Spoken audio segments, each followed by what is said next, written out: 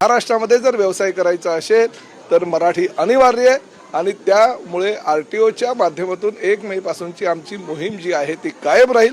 काही काही संघटनांनी माझ्याकडे मागणी केलेली आहे। रिक्षा टॅक्सी युनियन भिवंडीचा अध्यक्ष आहे। हा जो शासनाने जो निर्णय घेतला आहे मराठी बोलता आलीच पाहिजे त्याच्याबद्दल आम्ही 28 एप्रिलला सह्यांचा मोहीम राबवणार आहे आणि प्रताप सरनाईक साहेबांना आम्ही निवेदन देणार आहे की तुम्ही हा निर्णय मागे घ्या आणि जर त्यांनी निर्णय मागे नाही घेतला तर 4 मेला आम्ही संपूर्ण महाराष्ट्रामध्ये धरणे आंदोलन करणार आहे। आणि पहिली गोष्ट तर महाराष्ट्र मोटर व्हेकल ऍक्ट 1989च्या कलम नंबर 4 नुसार त्याच्यामध्ये कायदा असा आहे की सामान्य बोली भाषा त्याला आली पाहिजे।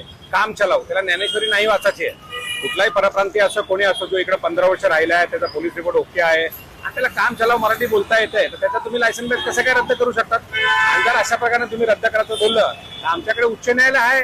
2017ला पण दिवाकर रावते साहेबांनी असा निर्णय काढला होता, त्याला आम्ही चॅलेंज केलं होतं आणि संपूर्ण महाराष्ट्राला परमिट दिले होते। पुन्हा असा हेकेखोरी जर कायदा यांनी काढला तर त्याला कोर्टातनं किंवा कायदेशीर जसे आमची संघटना ठरवेल त्याप्रमाणे उत्तर नक्कीच देण्यात येईल।